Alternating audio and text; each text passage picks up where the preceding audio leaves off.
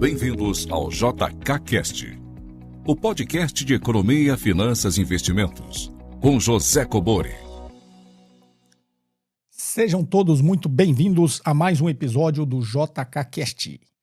Se você ainda não é inscrito no canal, inscreva-se e ative as notificações para ser avisado sempre que eu postar um novo conteúdo. Caso você goste, clique no like e não deixe de fazer os seus comentários aqui abaixo.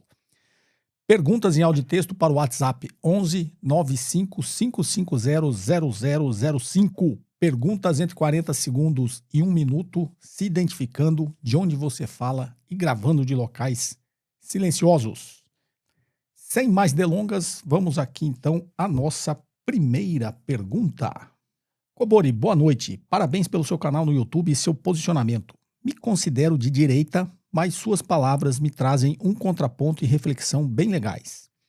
Um ponto muito relevante para mim, e se possível seria muito valioso se em algum momento você pudesse elucidar, é o seguinte. Eu me considero de direita principalmente pela revolta com a corrupção. Temos evidências de que boa parte do que é público é fonte de corrupção no Brasil, desde cabide de cargos, CCs, fundão eleitoral, indicações políticas, emendas sem transparência, privilégios como em poucos países se vê e tudo o mais que poderia ficar aqui citando. E é inevitável, pelo menos para mim, associar isso à esquerda, pois defende a manutenção desta mão pesada estatal. O que passa a clara impressão para mim de permissividade com esse status quo, uso do Estado em benefício próprio, etc. Você entende meu ponto de vista? Penso que muitas pessoas se posicionam à direita por este tema e nem tanto pelo viés econômico. Obrigado. Me chamo Guilherme Gomes de Porto Alegre. Guilherme de Porto Alegre, muito obrigado pela sua pergunta. Você aqui se considera de direita e você, na realidade, associa ser de direita a ser contra a corrupção. Então, deixa eu te dar uma notícia. Como você faz essa associação, é como se a direita não fosse corrupta, né? E tudo que a gente olha ao longo da história, né, existe corrupção no Estado, assim como existe corrupção nas empresas privadas. E existe corrupção em todos os governos, não só de esquerda quanto de direita. Ou você acha que no governo do Temer e no governo do Bolsonaro não teve corrupção? É isso que você está chamando de direita, né, que não teve corrupção? Óbvio que teve, e teve inclusive muito mais, né? Não só as evidências de que houve corrupção na máquina estatal, na estrutura do Estado, como a corrupção própria do próprio Bolsonaro, né? Ou você acha que dos 101 imóveis, quase que a maioria comprados em dinheiro vivo, não são frutos de dinheiro de corrupção? Ou se você acha que se apropriar das joias que ele ganhou enquanto presidente da República, e a lei é clara que aquilo ali é do Estado e ele querer se apropriar, se querer se desviar, tanto das formas que foram feitas, né? Você acha que isso não é corrupção? Ou as rachadinhas do Flávio Bolsonaro, você acha que não é corrupção? Aí existe um pessoal que quer relativizar, né? Que quando é o deles ali pode não ser e quando é o dos outros é. Então isso é digamos assim, uma falácia. Existe corrupção na máquina estatal, não só no Brasil, como no mundo inteiro, tanto em governos de esquerda quanto em de direita. Nós, enquanto sociedade, a gente tem que cobrar para que essa corrupção seja combatida, né? Seja cada vez menos presente, né? No dia a dia e na operação da própria economia, da própria máquina estatal, tá? Mas existe corrupção no Brasil, existe no Japão, existe na Suíça, existe, só que obviamente em proporções diferentes, né? Porque isso é um mal, né, que está no próprio ser humano, que se as coisas forem fáceis, né? Se as coisas tiverem maneiras, né, de se burlar as regras e as leis, as pessoas em algum momento, infelizmente, né, da natureza humana, ela vai tentar tirar benefício próprio de uma coisa que é pública, tá?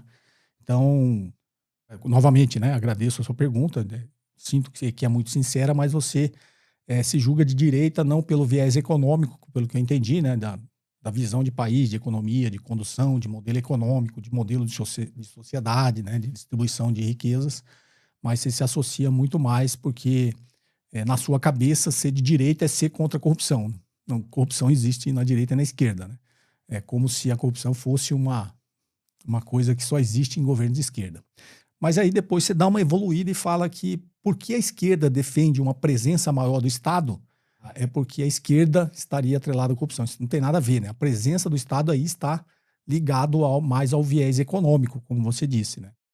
O modelo de condução da economia, com uma forte participação do Estado que você está associando à esquerda, é um Estado desenvolvimentista, é uma economia onde o Estado participa mais, o Estado é o indutor da economia e o organizador, né, da economia, junto, obviamente, com a iniciativa privada. Então, isso também é uma outra, digamos assim, é uma outra forma de que você talvez não esteja vendo da forma correta. Mas isso posto, né, esse preâmbulo, a gente vê essa corrupção, tanto quanto foi lá no Petrolão, quanto foi durante o governo Bolsonaro no orçamento secreto, e está sendo agora, né, com essas emendas do relator, né, que só mudaram o nome do orçamento secreto. Quem está sempre envolvido nisso é o Centrão, né? Então, lá no Petrolão, todo mundo associa isso, né, ao PT, ao Lula. Teve, obviamente, pessoas ligadas ao PT, que foram indicadas ao PT pelo PT na Petrobras, que inclusive admitiram e devolveram dinheiro. Então ninguém está dizendo que não houve a corrupção lá. Quando a gente fala da operação, a gente está falando de uma forma mais macro de como aquilo foi conduzido. Mas quando você pega a pesquisa, é simples, dá um Google, você vai ver os partidos que mais se corromperam nesse episódio do Petrolão. Você vai ver lá que o partido, né, que mais se envolveu não foi o PT. O PT também, mas o que mais se envolveu foi os partidos do Centrão. Inclusive foi o PP, né, o Partido Progressista lá, que é um partido do Centrão. Quando você vê no orçamento secreto, ele era conduzido, né? O Bolsonaro se tornou refém do Centrão, né? Começou a fazer esse lado autoritário dele, ele acabou ficando na mão lá na época, o Arthur Lira. E aí o orçamento secreto saiu ali como uma troca, né? Eu não deixo levar à frente todos os pedidos de impeachment que tem contra você, em troca, né? Você vai liberar uma parte do orçamento para ficar sob o encargo do Congresso. Foi lá que surgiu esse negócio do orçamento secreto. E com a eleição do Lula agora, apesar do PT ter sido eleito como presidente da República, ter trocado, né, no espectro que a gente chama de direita e de esquerda, mas o Congresso permaneceu o mesmo. O Congresso continua dominado pelo Centrão. Por isso, essa dificuldade de acabar lá o que era o orçamento secreto, deram uma reduzida, mas o tal do emendas do relator é o mesmo princípio, né? É uma parte do orçamento público, uma grande parte do orçamento público, na mão do Congresso Nacional. Tá? Então, isso posto, a corrupção está nos partidos do Centrão. Isso parece bastante óbvio. Agora, vamos analisar. Você acha que os partidos do Centrão estão mais alinhados à esquerda ou à direita? Pessoal, para quem ainda tem essa dúvida, né, para quem se engana, o Centrão é direita. Partidos do Centrão, União Brasil, Republicanos, Partido Progressista, PL, esses partidos são partidos de direita. Tá? Eles estão ali com essa denominação Centrão, mas são partidos de direita. Né? Ou você acha que o Tarcísio, que se não me engano é do Republicanos, ele é de esquerda. Ele é de um partido do Centrão. Você pega vários governadores que são dos União Brasil, né? São desse partido progressista, PP, eles são de direita. Então, apesar de ter essa denominação de partido do Centrão, o Centrão em si, que a gente conhece como Centrão no Congresso Nacional, são partidos de direita. Então, o Congresso Nacional é dominado por partidos de direita, tá? Se a gente fosse dividir nesses espectros. Então, assim, longe dessa discussão, dessa polarização em direita e esquerda, nós temos, enquanto sociedade, de combater a corrupção. Né? E a corrupção está entranhada, né, em todos os partidos. Em uns mais, outros menos. E é isso que a gente tem que combater. Então é muito reducionista esse raciocínio de eu sou de direita porque eu sou contra a corrupção. Não, se você fosse contra a corrupção, você pode ser de direita ou de esquerda, porque a corrupção está em todos. Inclusive a maior parte dele, tanto quando passou, eu expliquei aqui do famoso Petrolão, lá da Lava Jato, os partidos mais envolvidos em montante, em importância, né, na corrupção na Petrobras, era o PP, era o Partido Progressista, não era o PT. De novo, ninguém está dizendo que não houve. Houve, tanto que teve, né, aqueles diretores foram indicados pelo PT, foram pegos, tiveram, inclusive, alguns devolveram dinheiro, ligados ao PP foram pegos, devolveram dinheiro, mas quando você pega em toda a Operação Lava Jato, é só você pesquisar, você vai ver que os partidos que mais, né, estavam envolvidos com a corrupção lá eram os partidos do Centrão. Só que eles não ficaram na vitrine, né? Por que existe esse negócio essa falácia do Centrão, né? Porque é justamente para eles não serem identificados, né? Nem com esquerda, nem com direita. Eu sou do Centrão, estou aqui. Eu vou conforme me interessa. Então, se for um partido de esquerda, opa, Tô aqui, centrão, precisar de mim para provar algumas coisas, eu tô aqui. É só me convencer, né? Sou convencível, tô aqui. Se é um partido de direita, a mesma coisa, ó, eu tô no centrão aqui. Sou porque se ele se denomina de direita, ele não vai ter moeda de troca para negociar com o partido de direita. Se ele se denomina de esquerda, ele não vai ter uma moeda de troca para negociar com o partido de esquerda. Então, essa é a pior face da nossa política. É aquele que não se denomina nem de direita nem de esquerda para ele poder ficar ali, ser fisiológico e negociar os seus votos. Tá? Então, isso é bem complicado. Guilherme, mais novamente, agradeço a sua pergunta, porque ajuda a elucidar isso, né? Então, se você, assim como o Guilherme, se identifica de direita porque você é contra a corrupção, isso não faz o menor sentido lógico, né, nessa afirmação. Porque se você é contra a corrupção, você pode ser de esquerda ou de direita, né? Você é contra a corrupção. O espectro ideológico que aí a gente coloca na mesa, ele tem muito mais a ver sobre o viés, não só político, como ideológico, de formas de organizar a sociedade, né? Formas de organizar a economia. E aí entra nisso que você está falando, né? A direita, na realidade, se eu fosse resumir, ela está mais achando que é o laissez-faire, né? O livre mercado, a livre iniciativa que vai gerar prosperidade econômica, com isso gerar riqueza e com isso tirar as pessoas da pobreza. Teoricamente é isso que a direita acredita, né?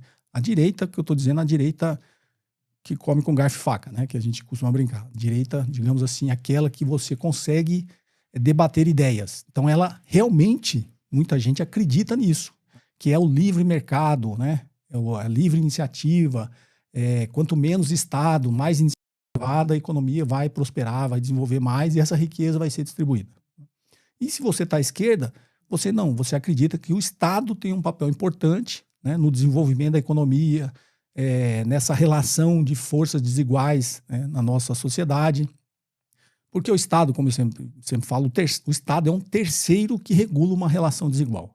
Se ele é um terceiro que regula uma relação desigual, ele, obviamente, ele está ali para proteger os mais fracos, né? Porque os mais fortes não precisam de proteção.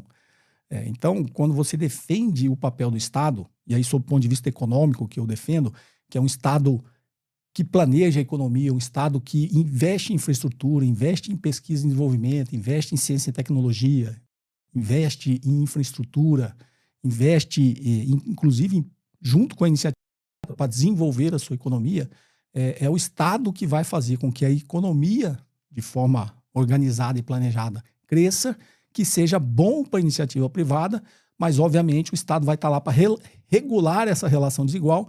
Em a economia crescendo, sendo bom para a iniciativa privada, o Estado está lá para garantir que essa riqueza que foi gerada por toda a sociedade seja melhor distribuída, né? É isso que a esquerda defende, tá? E a direita defende que não, que naturalmente, né, quando essa riqueza for gerada, essa riqueza gerada vai ser distribuída por toda a sociedade.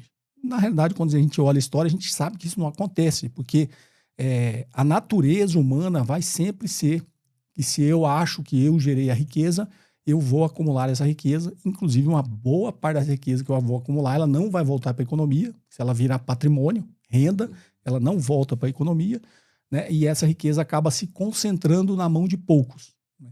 Sendo que a riqueza foi gerada por toda a sociedade, por dois motivos, né? Você não gera riqueza sozinho, você precisa, se você tem uma empresa, você precisou de toda a sua força de trabalho para gerar aquela riqueza, as parcerias com seus fornecedores para gerar aquela riqueza.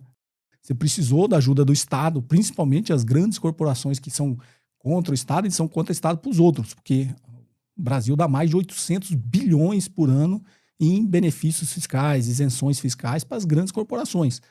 Então, elas também precisam, né, do Estado para ajudar o negócio dela a crescer, só que quando a riqueza é gerada, essa riqueza fica só com os acionistas da empresa, né, com os donos dessas corporações, e ela não é distribuída para quem ajudou a gerar aquela riqueza, inclusive os consumidores, né? Uma empresa não... que eu costumo brincar que o Elon Musk aí é o ídolo de muita dessa gente, e ele quer ir para Marte. Vai lá para Marte e abre uma empresa em Marte. Ele vai gerar riqueza? Não vai, porque não vai ter quem produz para ele, não vai ter quem consome o que ele produzir. Então, sob esse ponto de vista macro, quando eu falo para vocês que é toda a sociedade que produz, é exatamente porque toda a sociedade ajuda a produzir e consumir aquilo que foi produzido. Então, de alguma forma, toda a riqueza é extraída da sociedade. E o que a gente defende, o que eu defendo, é que essa riqueza que foi gerada, ela seja melhor distribuída e não seja concentrada. E esses 40, 50 anos aí quase, né, dessa experiência neoliberal tem provado, se você pega os números, que isso não aconteceu. Esse discurso poderia até ser convincente lá na década de 80 do século passado. Só que nós já estamos em 2025, no século 21, né? Já mudamos até de século. Então, 45 anos dessa experiência, na realidade, mostrou que se concentrou mais riqueza nesses últimos 40 anos, né? A riqueza foi cada vez mais concentrada, a desigualdade aumentou muito a pobreza, cada vez menos pessoas ficando cada vez mais ricas e mais pessoas ficando cada vez mais pobres. Então, se era um discurso convincente lá na década de 80, hoje já não deveria ser mais, porque a história já provou isso. Então, o que nós precisamos, né, conscientizar enquanto sociedade é que a gente precisa mudar esse modelo para que a grande maioria da sociedade seja beneficiada pela riqueza que ela gerou, a sociedade como um todo gerou. Então, é isso que eu defendo, tá? Então, do ponto de vista de direita e esquerda, do ponto de vista de desenvolvimento, de economia, essas seriam as diferenças. Tem aí essas, infelizmente, né, vira pauta em toda a discussão, que é essa pauta dos costumes, que aí isso é muito pessoal de cada um. A gente não deveria estar discutindo isso. Eu sou a favor de que as pessoas têm que ser livres para ser felizes da forma que elas quiserem, né? A gente não deveria, mesmo você sendo contra, você não deveria ficar tornando isso como se isso fosse a coisa mais importante que vai levar a nossa sociedade em frente. Não é. Mas é um discurso mais fácil, um discurso, digamos assim, te pega mais pelo fígado, né? Então, é um discurso mais fácil de você aglomerar grupos, de polarizar a sociedade nessa discussão, que não é a discussão mais importante que a gente tem que ter, né? Então, sob o ponto de vista macro, cada um seja feliz do jeito que quiser, desde que siga as leis, né? Desde que siga as regras que a própria sociedade criou, e aí cada um é livre. E aí eu já mato toda essa discussão sobre costumes, né? Acho que todos nós, para quem acredita, né? Para quem é cristão, para quem acredita em outras religiões, para quem acredita no seu Deus, acho que para Deus todo mundo é igual, né? Independente das escolhas que ele faz na vida. Se Deus existe, está lá em cima, ele está preocupado apenas se você é uma pessoa boa ou não está preocupado com suas preferências. Então, sobre essa pauta, eu acho que é isso que a gente acaba definindo, que não é essa pauta de costume que tem que estar polarizando. A gente deveria estar discutindo modelos econômicos de tornar a nossa sociedade mais justa. Então, muito obrigado por sua pergunta. Eu sei que tem muita gente que me segue aqui que se considera de direita, mas que ainda tem, né, essa capacidade de ter um pensamento crítico, de refletir vários pontos de vista, que ainda não está nessas bolhas aí que às vezes as pessoas não querem nem escutar, né, o que o outro tem a falar. E por isso eu agradeço novamente, né, que você tenha dado essa oportunidade da gente falar sobre isso. Tá ok, Guilherme? Aí de Porto Alegre, Rio Grande do Sul. Tenho grandes amigos aí no Rio Grande do Sul. Um forte abraço para você e espero, né, ter ajudado aí a estimular ainda mais, né, essa reflexão que você já vem fazendo. Tá ok, Guilherme? Muito obrigado. Vamos aqui à próxima pergunta. Bom, JK, me chamo Seldon Giacomini, natural de Mogi Guaçu, São Paulo. Nascido em maio de 1950, hoje aposentado. Sou formado em economia pela UCC Campinas em 1971, mas nunca exerci a profissão. Hoje, te ouvindo no YouTube ou em podcasts, vejo com certo arrependimento, que deveria ter levado a economia mais a sério. Gostaria de ouvir seu comentário a respeito de uma matéria do Estadão de hoje, 19/1/2025, sobre uma matéria assinada por Luciana Diniewicz a respeito do suave impacto na economia americana das tarifas de Donald Trump. Deflação moderada e projeção de 2,2% no PIB de 2025, com base em aumento de produtividade e investimento em IA. Afinal, quando você acha que o Império começará a sentir na carne a atual política de tarifas protecionistas e destruição de pontes? Muito obrigado. Seldon Giacomini, de Mogi Guaçu, aqui em São Paulo. Bom, Seldon, você não se arrependa, né? Às vezes você seguiu um outro caminho e espero que você tenha sido feliz, né? Você é de 1950, então você está com 75 anos. Eu espero que você tenha sido feliz aí na sua trajetória, né? E nada como agora você está se interessando por economia, né, e ter exatamente essa bagagem da sua graduação lá, que você terminou em 71, né? Então, nunca é tarde, tá? Mas com certeza você deve ter feito boas escolhas e talvez esse sentimento agora é porque, né, hoje tudo que se fala aí está girando em cima de economia e a gente fica realmente querendo entender, né, esses cenários. E segundo esse artigo que você falou, é uma deflação moderada e um crescimento de PIB de 2,2%. A gente tem que olhar os números por dentro, tá? O que eu poderia, de antemão aqui, é te adiantar. A inflação das tarifas, né, que estão sendo repassadas para os preços, elas ainda, digamos assim, menos do segundo semestre para cá, que elas provavelmente começaram a dar impacto na economia, né? Até porque o Trump voltou atrás em muita daquele tarifaço. Então, os importadores, né, que tiveram que pagar porque no final quem paga é o consumidor, que vai estar medido nesse índice de inflação. Mas os importadores que pagariam, pagaram muito menos, muitos produtos nem teve a tarifa, haja vista, né, a própria negociação com o Brasil. Mas o impacto, digamos assim, o impacto cheio, a gente vai sentir no ano de 2026, né? E quanto aos 2,2% do PIB, e aí você falou bem aqui dos investimentos de IA, você vai ver que os investimentos de IA representaram aí, os estudos que mostraram, né, representaram de 90% a 92% do PIB americano. Ou seja, tudo que está sendo investido em IA, 90% a 92% desses 2,2% do crescimento do PIB dos Estados Unidos é investimento em inteligência artificial, em infraestrutura, em software, em estruturas de data centers. Então, todo esse CAPEX, né? Acho que eu falei até, eu tive com o Miguel Nicoleles na quinta lá no Critique, né? E eu tinha alguns números de cabeça que eu falei, assim, as 7 magníficas lá investiram praticamente de 50% a 70% do seu caixa operacional em investimentos de inteligência artificial. Haja vista que na pós-Donald Trump, ele falou que o Estado americano ia investir 500 bilhões. Depois ele fez aquele jantar, né, com o pessoal das Big Techs e ele, na realidade, ficou ali forçando eles a quanto você vai investir, 200 bilhões, quanto você vai investir, 400.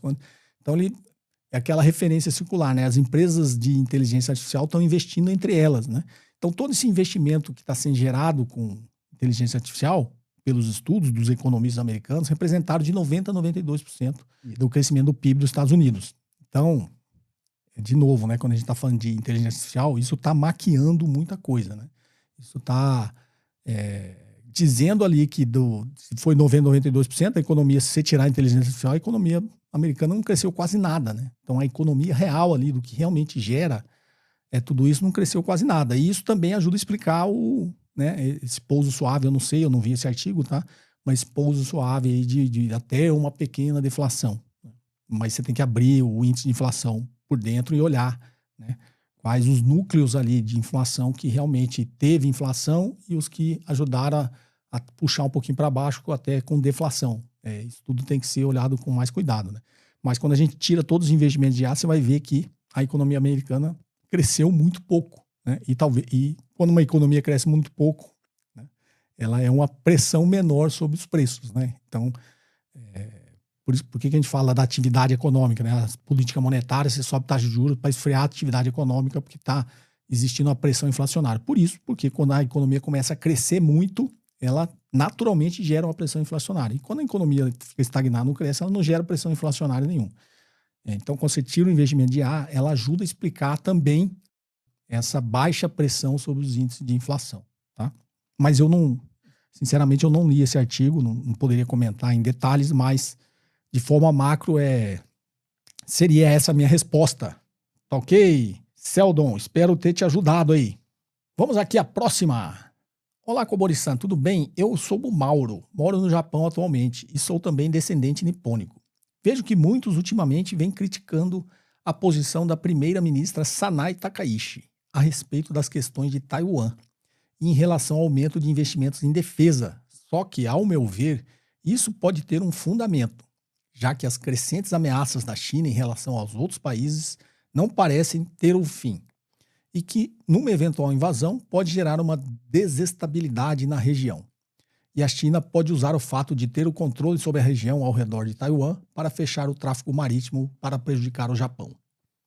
Não sou de tomar partidos, mas acredito que o investimento em defesa tem de fato a ver com dissuasão. O que o Coboriçan tem a dizer a respeito disso? Desde já agradeço e tenha um bom dia. Mauro, vamos lá. Eu acho que tem, assim, eu acho, não é de má fé, óbvio, mas você, digamos assim, tem, pela sua pergunta, né, a sua opinião está sendo formado muito pela propaganda, né, da mídia ocidental. Tá? Eu tenho essa impressão, me desculpe se a minha impressão está errada, por algumas coisas que você fala, né, como as crescentes ameaças da China em relação aos outros países. Me sinta uma ameaça da China em relação aos outros países. Né? Então, isso é propaganda da mídia ocidental. Eu não me lembro, e se eu pesquisar eu vou ter certeza, né, e você também, me cita uma ameaça que a China fez a algum país. Né? Então, quando você fala as crescentes ameaças da China, só pode estar saindo da cabeça do Donald Trump, né? Quando ele fala que ele quer a Groenlândia para ele, porque senão a Rússia e a China vão invadir. Da onde ele tirou isso? Da cabeça dele. Só que a mídia, né, ocidental ajuda a propagar esse tipo de coisa quando fala das constantes ameaças da China. Não me lembro de nenhuma. Se você lembrar depois, você até me vi aqui, a China ameaçou alguma coisa. Eu não me lembro disso, tá? E a China ter o controle da região ao redor de Taiwan para fechar o tráfego marítimo. Realmente, eu já inclusive falei aqui geopoliticamente, né? Principalmente ali para fechar o petróleo que vem do Golfo Pérsico, né? E passa ali no Estreito de Malaca. E quem dominar ali aquela região, teoricamente, consegue bloquear o petróleo que vai para a China e para o Japão, né? Então, um raciocínio lógico. A China não precisa dominar Taiwan se ela quiser bloquear o petróleo para o Japão. O Mar do Sul da China já é dominada pela marinha chinesa. Então, se a China tiver a intenção de bloquear o petróleo que vai para o Japão, ela bloqueia, ela não precisa ter Taiwan para ela. Na realidade, o inverso é verdadeiro, né? As bases militares que os Estados Unidos têm nas Filipinas e essa aproximação que os Estados Unidos têm com Taiwan, ele teria capacidade, se o louco do Trump quiser e quiser fazer um bloqueio, né? Utilizar as bases que ele tem ali para tentar, pelo menos, criar um estresse ali na região para bloquear o petróleo da China, ele pode até tentar, só que aí ele vai bloquear também o do Japão, né? Vai criar uma estabilidade numa rota do petróleo que vai para o Japão. Então eu acho que não tem essa política da primeira-ministra Sanai Takaichi, e até pelas declarações que ela fez, né, até pela origem política dela, me parece mais uma provocação à China. É o inverso. Quando o Japão fala que vai aumentar os investimentos militares, né, começa a se meter em assuntos de Taiwan, que o Japão, na verdade, o Japão deve perdão para a China, né, por ter invadido Taiwan no passado, né, por tudo que o Japão fez, eu já cansei de falar aqui. Em vez de pedir perdão, ela começa a fazer esse tipo de política, né, é uma política reacionária, trazer um passado que o Japão deveria ter enterrado, né, e sentir vergonha desse passado. Então, isso não é bom. Para que ela está fazendo isso? Inclusive, eu falei também num podcast, não me lembro em qual, que na minha visão, a China está lá quieta na forma que a geopolítica está estabelecida na região, tirando o assunto de Taiwan, quando alguém, né, do jeito que está ali, a China não tem interesse em estressar isso aí. É o Ocidente que às vezes fica se metendo no assunto de Taiwan, tentando incentivar ali eles de serem uma independência e tal, aí a China, nessa hora, ela reage. Mas o equilíbrio geopolítico da região, no meu ponto de vista, tá, é interessante para a China. Porque imagine, entra no estresse, não sei o quê, e os Estados Unidos resolve abandonar aquilo ali. Fala, não, eu não tenho mais nada com essa região aí, vocês se virem aí, igual ele fez com a Europa lá na Ucrânia, né? Vocês se virem aí na Ásia, eu vou sair daí, não tem mais nada com isso. E começa a tirar as bases militares ali, que tem na região, né? Diminui ali os investimentos ali nas bases na Filipinas e tal. Isso não vai acontecer, tá? Mas imagine que os Estados Unidos façam isso. Eu acho que para a China é muito mais preocupante. A China não gostaria que esse equilíbrio mudasse muito da forma que está. Porque, na minha concepção, tá? Para a China, se isso acontecer, aí começaria uma disputa na região para ver quem teria uma certa mais poder na região e um certo hegemonia e tentaria ter ali, tá? Então, para a China, eu acho que não é interessante, porque se isso acontecesse, é muito improvável, mas se isso acontecesse, o Japão se sentiria motivado a começar a fazer mais investimentos militares para ser uma potência militar na região. E para a China, eu acho que a China acha que o Japão é uma ameaça muito pior, até pelo passado, né? do que manter esse equilíbrio do jeito que está ali, com os Estados Unidos ainda sendo uma potência que tem capaz de projetar força militar naquela região, tá? O meu ponto de vista. Eu acho que para a China é muito mais preocupante se esse equilíbrio fosse desfeito e o Japão tentasse tomar, né, esse papel dos Estados Unidos ali na região, tá? Essa é uma... Então eu acho assim, tirando, né, toda essa propaganda, né, da mídia ocidental que ela faz, né, principalmente sobre a China, né, que é interesse do sistema imperialista americano, do Ocidente, né, criar, né, esses fantasmas em torno da China, da Rússia, do que realmente se vê na realidade, né, no mundo real, nesse jogo geopolítico, tá? Essa é a minha visão, Mauro, e eu acho que, de forma geral, tudo isso que eu passei, essa é a minha resposta aí, espero ter atendido, né, as suas dúvidas aí. Um forte abraço. Vamos aqui à última pergunta. Boa tarde, professor. Sou servidora pública. Vou me aposentar esse ano e tenho um pouco de dinheiro aplicado na bolsa, em ações e fundos imobiliários, para complementar a aposentadoria no futuro. Alguma maneira de proteger o meu patrimônio do estouro da bolha das Big Techs de inteligência artificial? Bem, você não falou o nome, né? Só falou que é uma servidora pública e tal, não colocou o nome, então vai aqui. Vou responder. Tem muitas perguntas, tá, pessoal? Retornando, que vocês enviam pedindo dicas e recomendações do que fazer, em que investir, né? De como se comportar. E tem, assim, 80% das perguntas que vocês me enviam estão sempre nessa linha, tá? Muitas pessoas estão chegando agora no canal, né? Não deve me conhecer, mas quem já está no canal há muito tempo já sabe que eu não dou dicas nem recomendações. Eu acho que o meu papel não é dar o peixe, né? É ensinar vocês a pescarem, né? Então, assim, até como pescador, né, que eu gosto muito de pescar, eu gosto de dar as informações, dar o conhecimento, né, dar o cenário, para que vocês possam tomar a decisão sozinho, né? Porque eu defendo que os investidores não precisam ficar dependendo de ninguém para ficar dando dica e recomendação. Que esse é o primeiro passo para você cair em golpe. Tudo bem, vocês confiam em mim e tal, mas aí acostuma a receber dica e recomendação, daqui a pouco tem um golpista aí dando dica e recomendação, porque todo golpista ele fica dando dica e recomendação. E eu não faço esse papel, tá? Mas, como vem muita pergunta nesse sentido, principalmente agora, né? Que se fala muito aí que o mercado está super alavancado nesse negócio de inteligência artificial e existe essa preocupação. Eu vou dar novamente, eu vou transmitir o conhecimento, o cenário, para que vocês possam se posicionar, né? Do que acontece. Principalmente tem muita gente que manda, assim como você, perguntas que eu me preocupo, né? Com essas pessoas que guardou um dinheirinho ali, vai se aposentar e agora fala, putz, vem uma puta crise e eu perco, né? Todas as minhas economias, né? E aí seria realmente muito impactante na vida de qualquer um. Então, longe, como eu sou do mercado, né? Para quem pega os vídeos lá no início do canal, é muito mais técnico, né? Ensinando avaliações, avaliar renda fixa. Para quem tem essa curiosidade, é só pegar os vídeos mais antigos do canal, vocês vão ver que eu falo muito sobre renda fixa, renda variável, ensino a precificar, ensino os riscos, tem muito material aí, tá? Para quem já fez meus cursos sabe que eu também faço isso, né? Eu ensino vocês a como avaliar. E tenho falado muito de economia política porque eu falo para a grande maioria que a minha preocupação também é de pessoas que não conseguem pagar as contas do mês, que saem investir, né? Poupar e investir, tá?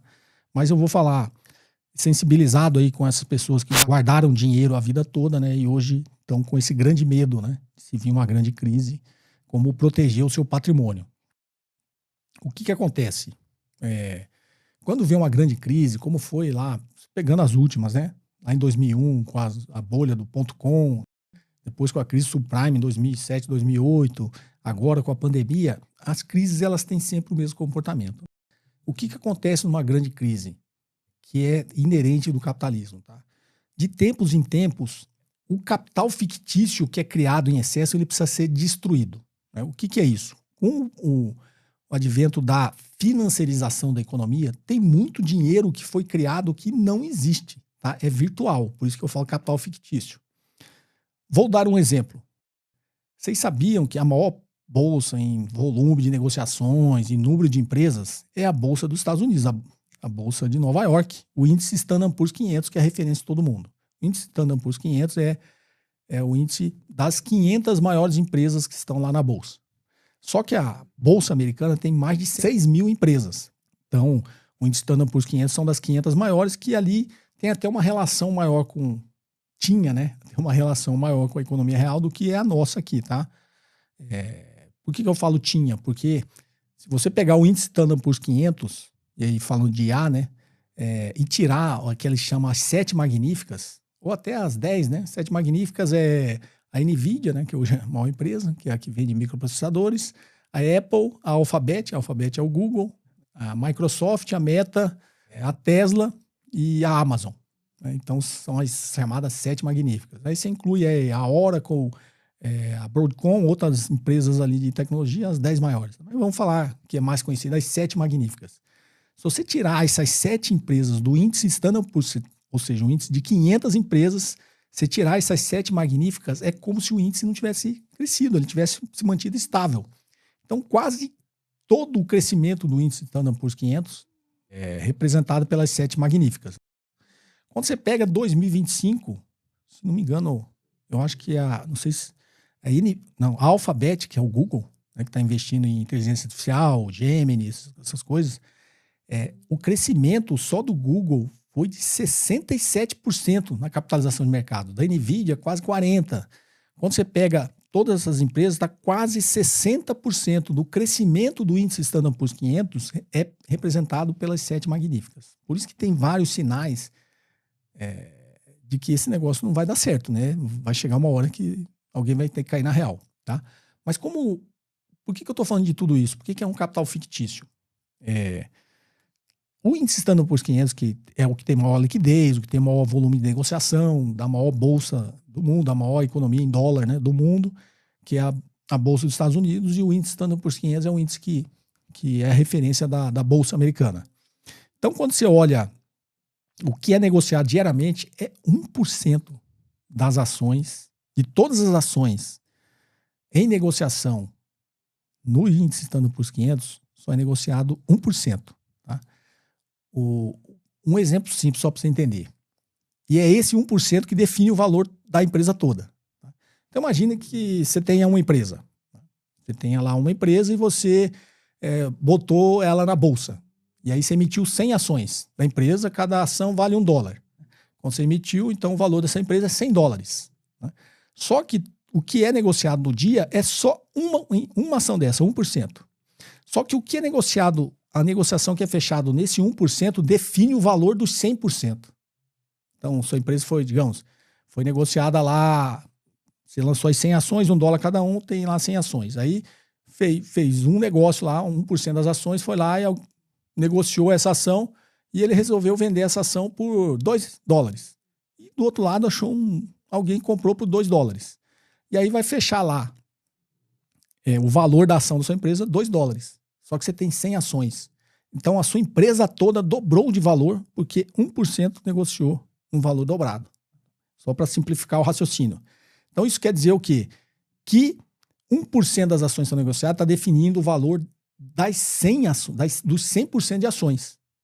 Por que eu falo que é um capital fictício? Se nesse nosso mesmo exemplo, as outras 99 pessoas que têm uma ação cada resolver vender, falar, opa, dobrou de valor, vou vender. Resolver vender, elas não vão conseguir vender por $2. Muito provavelmente vai conseguir vender, se ninguém entrar em pânico, muito próximo ali de $1 que ela valia. Tá? Então por que eu falo que é um capital virtual e fictício? Exatamente por isso. O que define e fecha o preço da cotação da ação lá está definindo o valor de mercado da empresa toda. Se todo mundo resolver vender as suas ações pelo valor da ação que fechou hoje, lá, imagine, um cenário hipotético, fechou lá o valor, tem essa capitalização de mercado de alguns trilhões. Se todo mundo tentar vender, não existe, esse valor não existe. Não vão conseguir vender por esse valor. Muito provavelmente esse valor vai derreter. Então, enquanto essa ciranda está funcionando como está agora, tá legal, as empresas valem bilhões, trilhões, tá lá tudo belezinha, né? Quando vem uma grande crise, o que acontece? Só para explicar, a crise ela é sempre uma crise de liquidez, porque você destrói, como foi a crise subprime, né? Inflaram o valor dos imóveis, os imóveis estavam todos valendo um valor irreal, que não existia, mas estava sendo inflado porque estava entrando muito dinheiro barato para financiar os imóveis, as pessoas estavam construindo imóveis para alugar, enquanto a ciranda estava indo, estava alugando, e aí o aluguel tinha que manter uma relação de preço, como em qualquer país, tá? do valor do imóvel, um percentual, né, proporcional. Só que aí como chegou num ponto que, assim, nada só para sempre, né? E aí os aluguéis já não começavam a ter essa relação e as pessoas construíam imóvel para alugar, para pagar, inclusive, o financiamento que eles compraram o imóvel. Então, foi assim, isso é bem explicado lá naquele filme, né, o Big Short.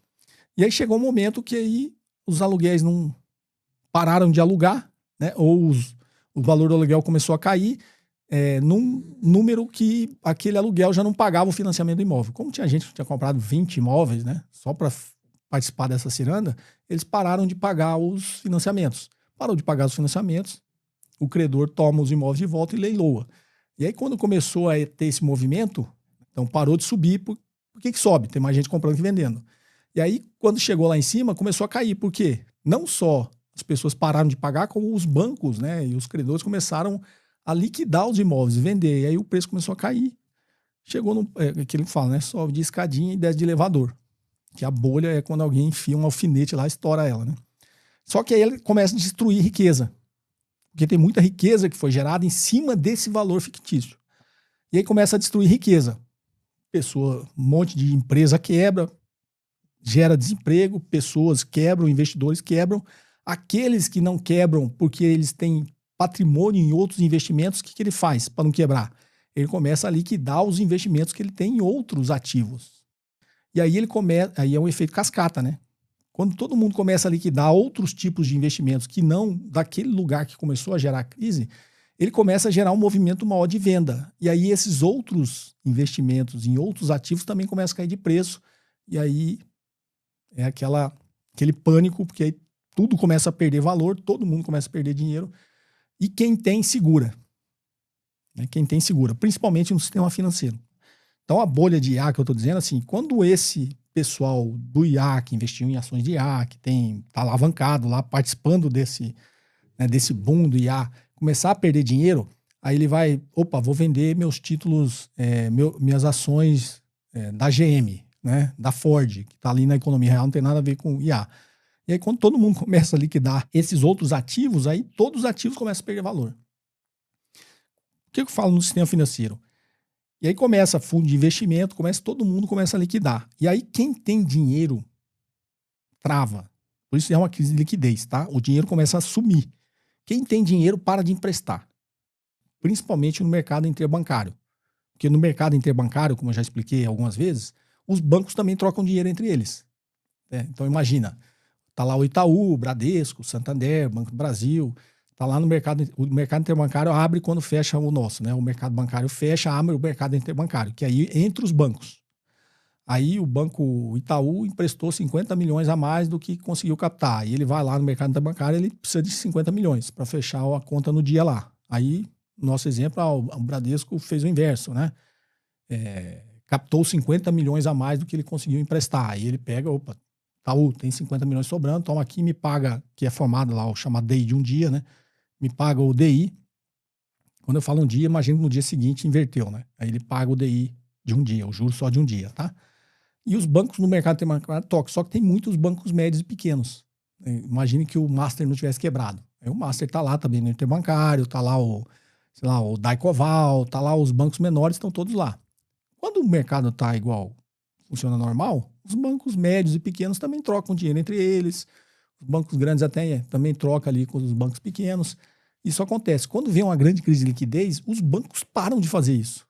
Né? Os bancos grandes falam, vou emprestar dinheiro pro Master, esse cara vai quebrar, né? Não sei se amanhã ele quebra, tal, não vou emprestar. Aí os bancos pequenos começam a ter problema de liquidez, tendem a quebrar. Os bancos centrais, como foi na crise subprime, tentam evitar isso, para evitar um efeito cascata no próprio sistema financeiro. Se um banco pequeno quebra, o cara que é cliente do outro banco vai lá tentar tirar o dinheiro antes que ele quebre também. Só que o movimento de tirar um dinheiro que não existe, né, que também é fictício, né, o banco cria dinheiro, esse dinheiro não existe, o banco quebra. Então, o que acontece? Falei esse cenário sob o ponto de vista financeiro, do mundo financeiro, né?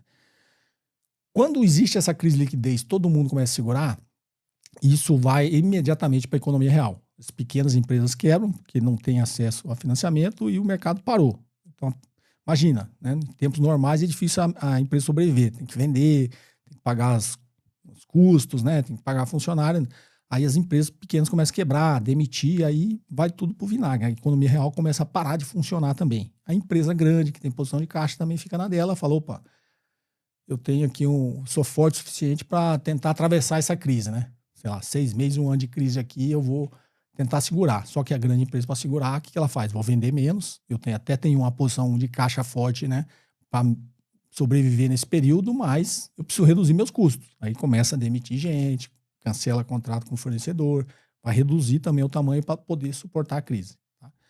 Então, nessas crises, as pequenas e médias empresas quebram, empresas que dependem muito de demanda de varejo quebram, né? Ou diminuem de tamanho, ou são incorporadas por outras. Então, sempre que vem essas crises no capitalismo, existe uma forte concentração de capital, né? Que são os capitais mais fortes adquirindo os capitais mais débeis, né? Então, vem incorporação de empresas, compra empresa que está quebrando.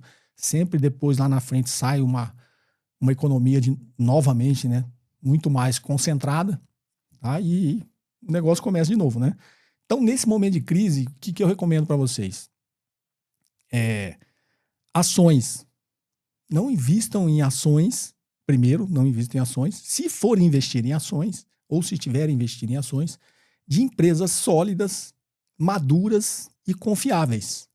E, de preferência, que estejam intimamente ligadas com a economia real e em setores defensivos. O que é a economia real e setor defensivo? É aquilo que, mesmo em crise, vai continuar funcionando. Então, sei lá, setor de saúde é um setor defensivo. Mesmo na crise, as pessoas até talvez vá menos no hospital. O setor, numa crise dessa, todo mundo sofre, tá? Tem as que vão sofrer menos. Então, as que vão sofrer menos, setor defensivo. Então, os setores estão ligados aos chamados setores defensivos. Na sua cabeça é só você pensar, mesmo em crise, o que é que vai continuar funcionando? O que é que continua, de alguma forma, vendendo alguma coisa? Todo mundo vai sofrer, mas essas, na sua cabecinha aí, vai sofrer menos. Como você falou que tá... E aí, obviamente, invista em títulos de renda fixa seguros. Né? Qual que é o ativo mais seguro da economia? Título da dívida pública. Né? Não vai comprar CDB do Banco Master, né? Na crise. CDB de banco pequeno. Vai pôr lá no título do Tesouro Nacional, que é o considerado ativo livre de risco. Mas quero investir em ações. Ações de empresas sólidas, maduras, confiáveis em setores defensivos da economia. No seu caso, fundos imobiliários. Gente, fundo imobiliário é uma empresa imobiliária, tá? Um fundo é um condomínio de investidores que compra ativos imobiliários. Então, sei lá, seu fundo imobiliário investe em galpões logísticos, que há um tempo atrás estava na moda, né? Galpão logístico. O galpão logístico, ela tem, sei lá, 30 galpões logísticos aqui no fundo, e aí você tem que olhar. Se você gosta de investir em fundo imobiliário, você tem que aprender a avaliar. Você vai lá olhar o fundo imobiliário, os galpão, quais os contratos, né, que tem lá. Os 30 contratos, sei lá, um galpão está alugado para o Mercado Livre, outro está alugado para a Amazon, outro está alugado... Aí você vai vendo os contratos. É o mesmo raciocínio, é uma empresa imobiliária. Se vier uma grande crise, cair as vendas, né, a Amazon vai vender menos, o Mercado Livre vai vender menos. Aquela empresa de varejo pequenininha vai vender muito menos, sei lá, está lá numa loja de departamento que é bem menor e vai sofrer muito mais. Então, existe uma probabilidade desse contrato aqui, desse galpão logístico aqui, não ser cumprido até o final. Então, é sempre uma análise cada vez mais minuciosa. Mas espero ter dado esse cenário completo, geral, para vocês conseguirem se posicionar durante uma crise, tá? É assim que a gente tem que raciocinar. Sempre se atenha ao mundo real. Porque o que acontece nessas grandes crises é que esse mundo irreal que o capitalismo cria, que o mercado financeiro cria, ele desaparece. Né? Esse capital fictício, ele desaparece. Porque, na realidade, ele nunca existiu. E nas grandes crises, as pessoas se assustam. O que aconteceu? Não aconteceu que ele nunca existiu. Era uma fantasia de um monte de gente. Mas enquanto está subindo, está todo mundo investindo, né? A hora que vem uma grande crise dessa, o que nunca existiu vira realidade. Ele deixa de existir mesmo, né? Pelo menos ele existia no mundo financeiro, né? No mundo da especulação, no mundo... quando todo mundo se atenta à economia real, esse mundo aí se esfarela, né? Ele some, tá? Então, é isso. Espero ter dado esse cenário um pouco mais geral para que vocês possam ir se acostumando, né? A entender como todo esse sistema funciona e por que nas grandes crises muita gente perde dinheiro, né? Porque muita gente acredita nessas coisas, tá? É isso. Espero ter ajudado. Esse episódio fica por aqui. Perguntas em áudio e texto para o WhatsApp 11 955500005. Perguntas entre 40 segundos e 1 minuto, se identificando de onde você fala e gravando de locais silenciosos. E se você ainda não é inscrito no canal, se inscreva e ative as notificações para ser avisado sempre que eu postar um novo conteúdo. Um forte abraço e até o próximo episódio. Você ouviu mais um episódio de JK Cast, o podcast de economia, finanças e investimentos com José Cobori.